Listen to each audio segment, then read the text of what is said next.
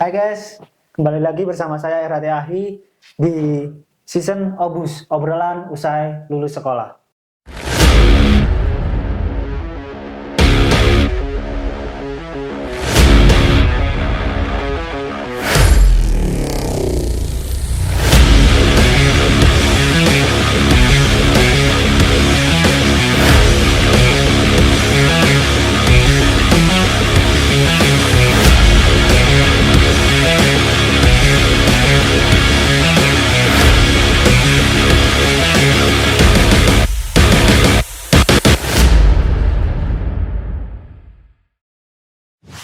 Jadi saya di sini bersama teman saya, narasumber saya yaitu Rohman. Halo, gimana kabarnya Rohman? Alhamdulillah sehat mas.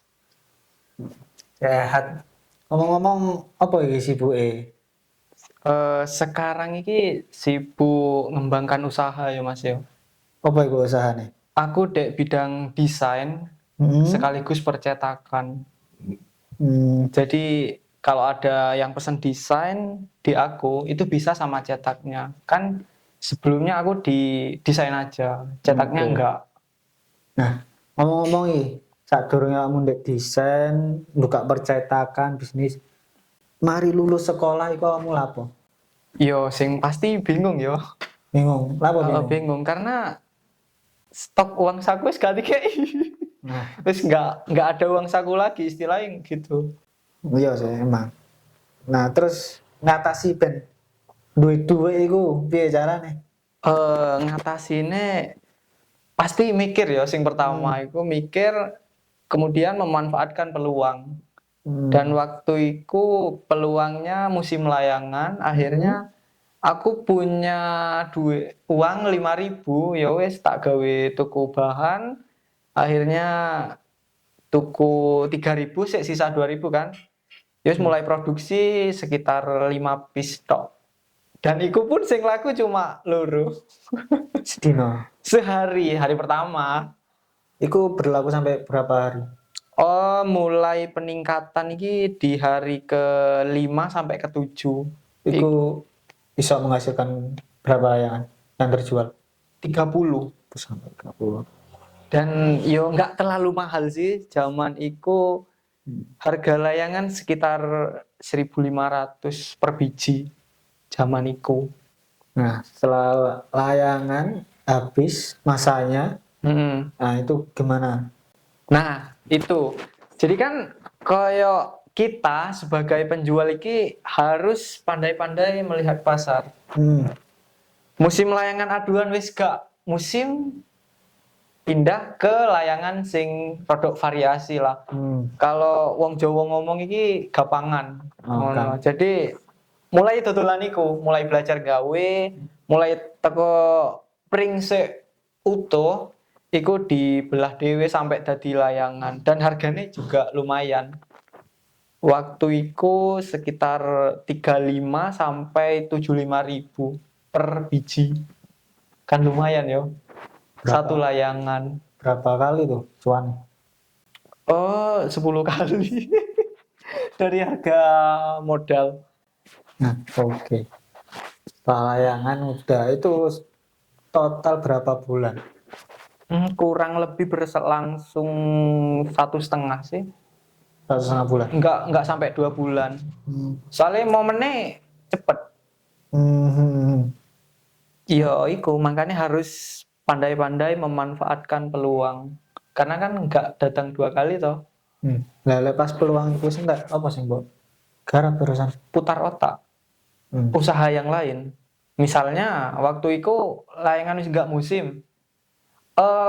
Kan waktu itu layangannya sing enggak musim iki sing enggak ono variasi nih kayak Ya. aku coba sing dikei variasi, Oh, dikei lampu LED toh. ya ya. Nah, iku mulai dikasih iku terus mangono dikei dinamo. Jadi nek bengi atau malam iku ono warnanya lah istilahnya ngono.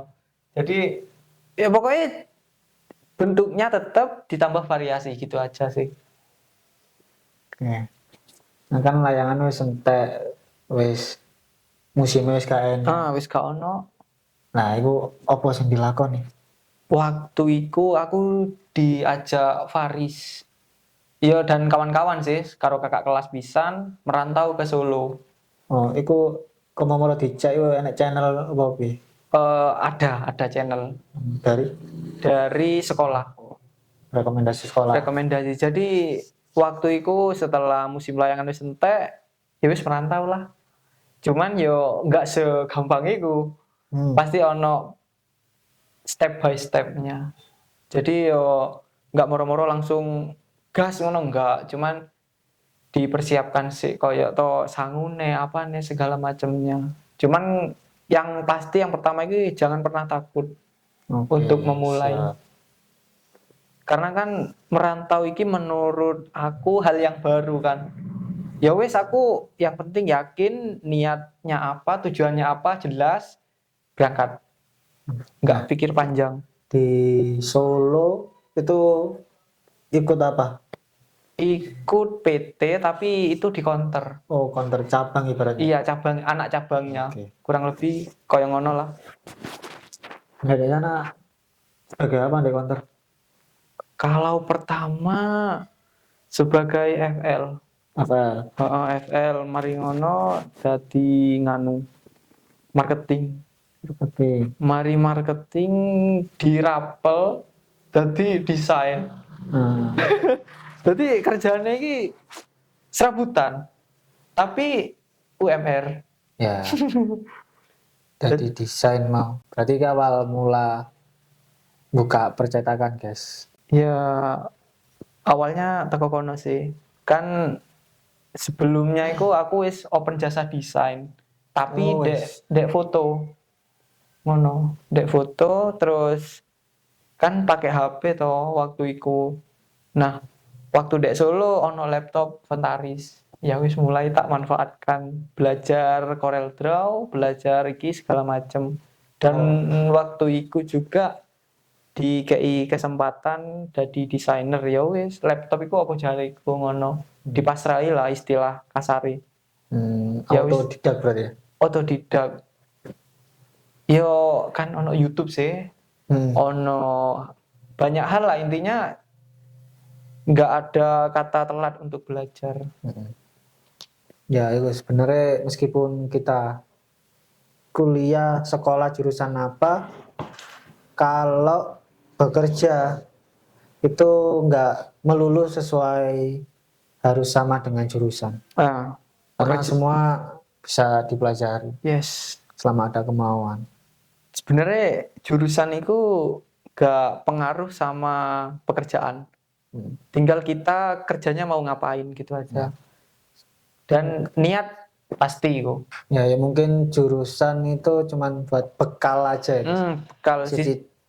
Benar. Ya, setidaknya kita tahu lah. Iya. Jadi tidak menyulitkan kita saat bekerja. Nah, ngomong-ngomong nih, awal ikut orang kan dapat gaji. Iya. Itu perasaannya gimana? Kaget pasti. Karena sebelumnya kan bisnis layangan, bisnis apa segala macam kan nggak sampai megang uang segitu. Waktu itu kalau nggak salah ya 1.200.000 kan menurutku banyak toh. Arek baru lulus kerja itu gaji semono wah pasti kaget dong. Arep diapakno duit iki ngono loh. Ya akhirnya aku punya prinsip, mungkin teman-teman di rumah bisa pakai tips aku ini. Jadi kalau kita punya income atau pendapatan itu kalau bisa 50% itu ditabung, kemudian sisanya untuk biaya hidup. Kalau aku dulu kan di Solo merantau ya, gaji 1.200.000, 600-nya itu aku tabungin dan sisanya untuk biaya hidup 1 bulan. Mbuh piye carane itu harus cukup 1 bulan. Kalau bisa lebih. Nah, ya apa caranya ben iso lebih? Ya apa ya?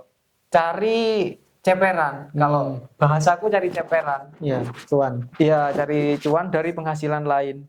Misalnya sekarang ada uang 600 nih. Terus besoknya bulan depan mau nabung yang lebih banyak. Ya wis, ya apa carane? Di bulan ini harus cari ceperan lagi untuk biaya hidup. Nah, jadi untuk bulan berikutnya nabungnya bisa lebih banyak. Oke. Nah, ngomong-ngomong, kalau nggak salah nih, aku ngulik pernah tahu kan sempet kayak istilahnya buka toko dalam toko, guys. Iya, ya Nah, kurang lebih itu gitu. sempat dimarahin itu kenapa ya? Jadi waktu itu kan di grup ya, suatu grup ada teman-teman yang biasa share informasi apa Ya. segala macam seputar pekerjaan. Dan waktu itu kan kamu juga sih yang nge-share link toh. Ya, Tapi ya. kan isinya YouTube. Ya. Nah, aku juga ikut share link dan yang di link itu isinya jasaku semua.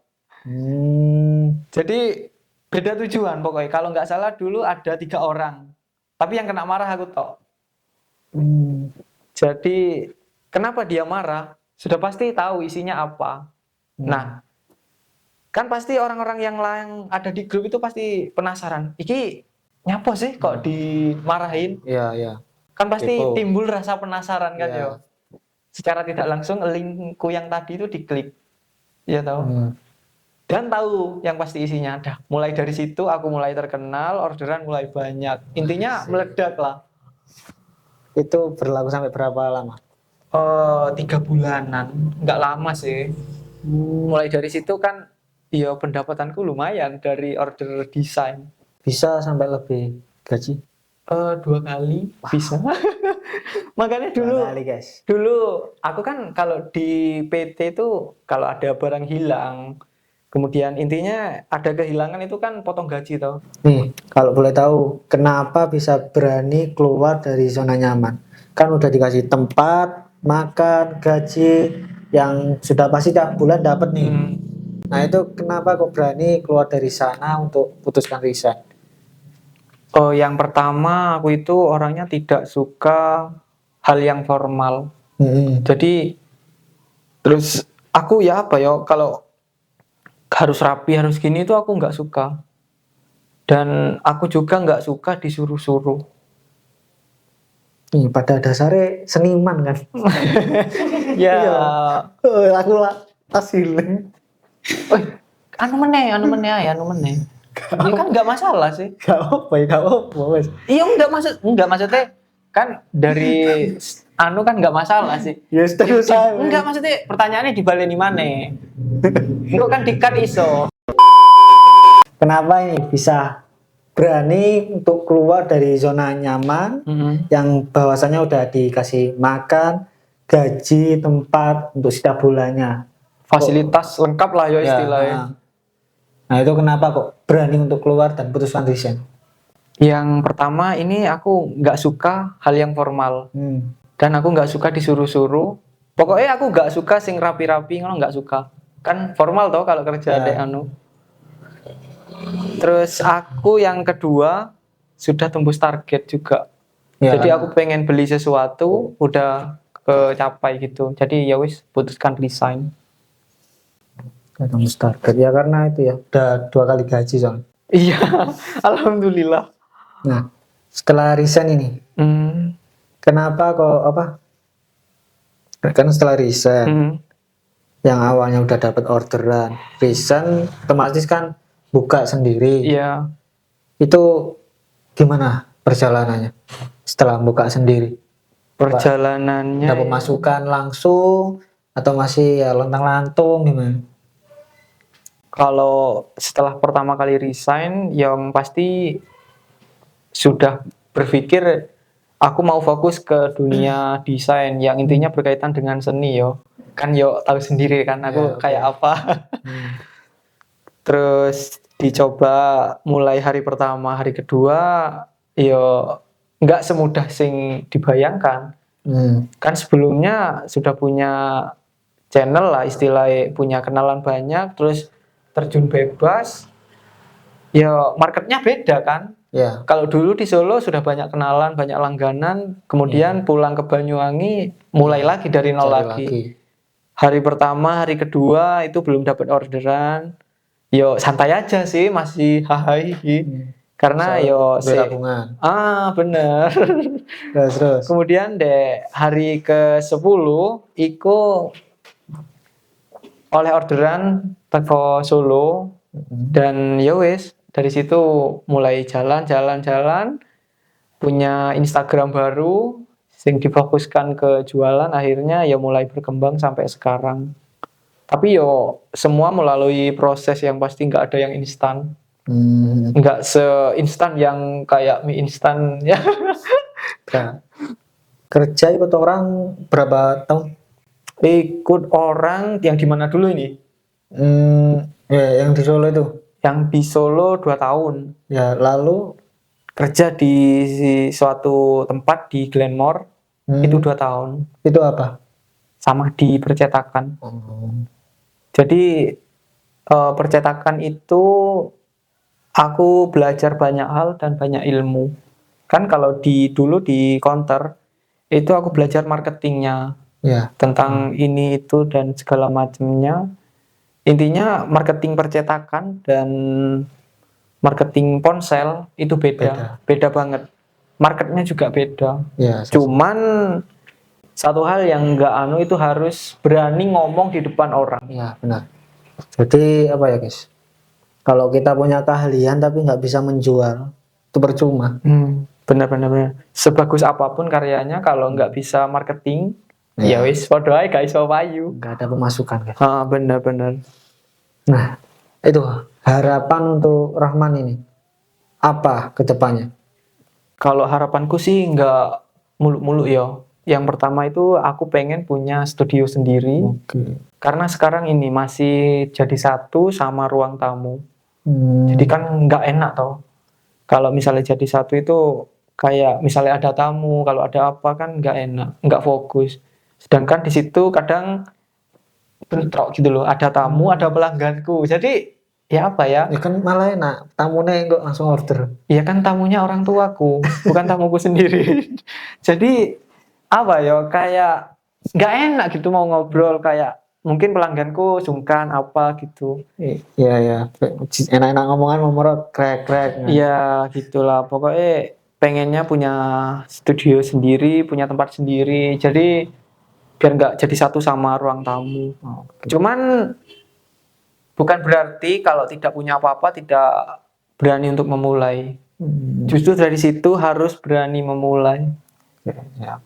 Nah, kesan dan pesan nih untuk teman-teman adik-adik yang mau baru lulus sekolah itu apa? Yang baru lulus apa yang mau lulus ini? Baru lulus sekolah, ya lulus tamatan SMK, SMA atau MA lah. Oh gitu ya. Sebenarnya lulusan SMA, SMK itu sama aja ya. Enggak harus spesifik jurusan SMK, enggak. Karena jurusan itu tidak berpengaruh sama pekerjaan.